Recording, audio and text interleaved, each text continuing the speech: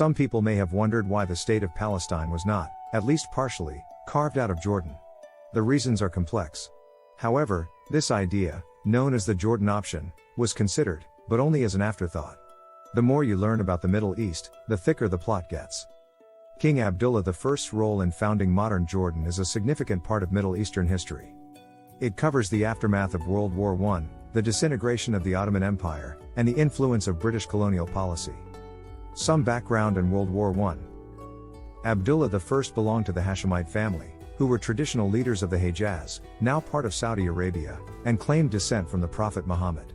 During World War I, the Hashemites, led by Abdullah's father, Sharif Hussein bin Ali, played a key role in the Arab Revolt against the Ottoman Empire, cooperating with the British with the expectation of gaining Arab independence. Post-war arrangements. After the war, the Ottoman Empire collapsed, and its territories were divided among the victorious powers. The British and French carved out new states in the Middle East, through the Sykes-Picot Agreement and subsequent arrangements. This period saw the creation of new political entities, with borders that did not necessarily reflect historical or ethnic divisions. The post-World War I period in the Middle East, particularly concerning the former Syria-Palestine territory, was marked by the establishment of new political entities that often disregarded historical, ethnic, or cultural considerations. This reshaping of the region's political landscape was largely driven by the interests of European powers, particularly Britain and France, following the collapse of the Ottoman Empire. Sykes-Picot Agreement, 1916. This secret agreement between Britain and France, with assent from Russia, outlined their respective spheres of influence and control in the Middle East, after the expected downfall of the Ottoman Empire. The agreement divided the Ottoman Arab provinces outside the Arabian Peninsula, into areas of future British and French control or influence. The Sykes-Picot lines did not align with the ethnic, religious, or tribal boundaries of the region. Balfour Declaration, 1917. The British government, in a letter from Foreign Secretary Arthur Balfour to Lord Rothschild, a leader of the British Jewish community, expressed support for the establishment in Palestine of a national home for the Jewish people. This declaration complicated the situation further, as Palestine was already inhabited by a significant Arab population.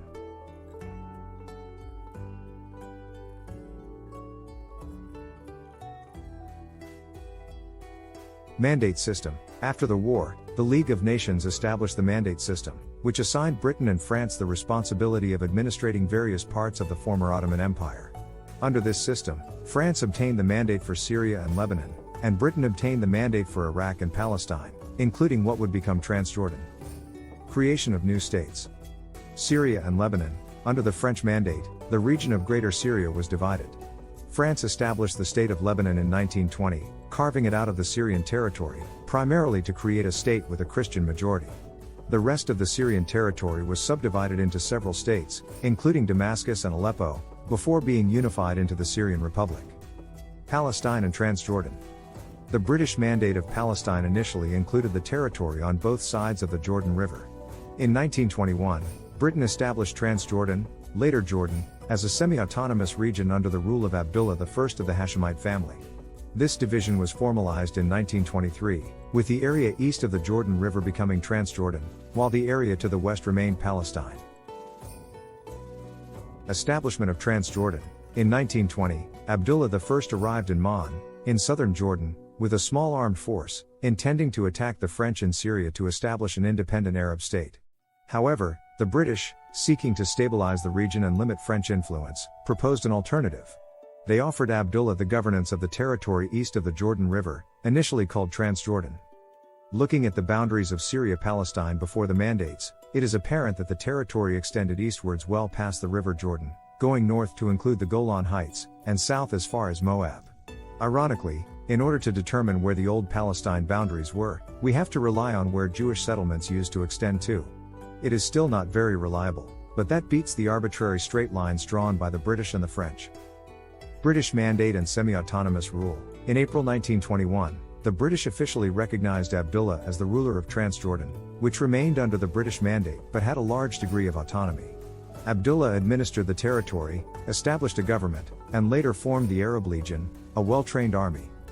Formal independence. Over the years, Abdullah consolidated his power, nurtured a sense of Jordanian identity, and navigated regional politics. Transjordan gradually gained more independence from British oversight.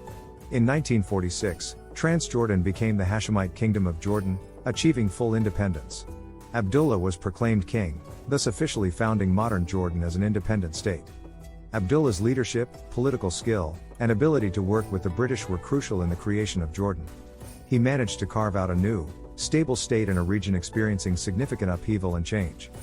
Jordanian citizenship for Palestinians, 1948 to 1967. When a large number of Palestinians became refugees in 1948, Jordan, which then included the West Bank, by annexation, offered citizenship to Palestinians within its territory. This was a unique response, as no other Arab country granted such widespread citizenship to Palestinian refugees. This policy continued until the Six-Day War in 1967. Impact of the 1967 War. The 1967 war resulted in Israel occupying the West Bank and Gaza Strip, leading to a second wave of Palestinian displacement. Many of these new refugees fled to Jordan and other neighboring countries. These refugees were treated differently from those who had become refugees in 1948, and had already received Jordanian citizenship. 1988 Disengagement from the West Bank. In 1988, Jordan severed its administrative and legal ties with the West Bank, a significant political decision. This disengagement meant that Palestinians living in the West Bank were no longer citizens of Jordan. However, those Palestinians from the West Bank, who were already residing in Jordan before this disengagement, retained their Jordanian citizenship. Situation of Palestinians from Gaza. Palestinians from Gaza who sought refuge in Jordan after 1967 were generally not granted Jordanian citizenship. This is partly due to the fact that Gaza was never under Jordanian administration, it was under Egyptian administration until 1967, and thus the people from Gaza did not have the same historical connection to Jordan as those from the West Bank. Most Palestinians who became refugees in 1948, and their descendants, and those from the West Bank who were in Jordan before 1988, are Jordanian citizens. Those who fled from the Gaza Strip after 1967, and those from the West Bank who arrived after 1988, generally do not have the same access to Jordanian citizenship. The Hashemite royal family's policy regarding the citizenship of Palestinians, in Jordan, is influenced by complex factors, beyond just exerting pressure on Israel. These factors include maintaining a socio-political balance. One of the primary concerns for the Hashemite kingdom has been maintaining a demographic balance. A large influx of Palestinian citizens could potentially alter the demographic makeup of Jordan. The king can only count on his tribe, and the loyal Bedouin tribe, to maintain control, due to an influx of migrants from other Arab countries like Syria and Iraq. Political stability. Granting citizenship to a large number of Palestinian refugees could pose challenges to the political stability of Jordan. The leadership might be concerned about the impact on the existing social and political order, as well as the potential for increased political demands and activism among the Palestinian population. Economic considerations. The economic capacity of Jordan to absorb a large refugee population is another factor. Providing citizenship often comes with the responsibility of ensuring access to social services, employment, education, and healthcare. Given Jordan's limited resources, a significant increase in citizens could strain its systems. Preservation of Palestinian identity. By not granting citizenship to all Palestinian refugees, Jordan may be aiming to preserve their Palestinian identity, and their claim to a right of return to their original homes, as per various international resolutions and discussions. Regional politics and diplomacy. Jordan's decisions regarding Palestinian citizenship are also influenced by its diplomatic relations with neighboring countries, the dynamics of the Arab-Israeli conflict, and its role in the broader Middle East politics. These relationships are delicate and can impact Jordan's internal policies. International law and refugee status. There are also considerations related to international law and the status of refugees.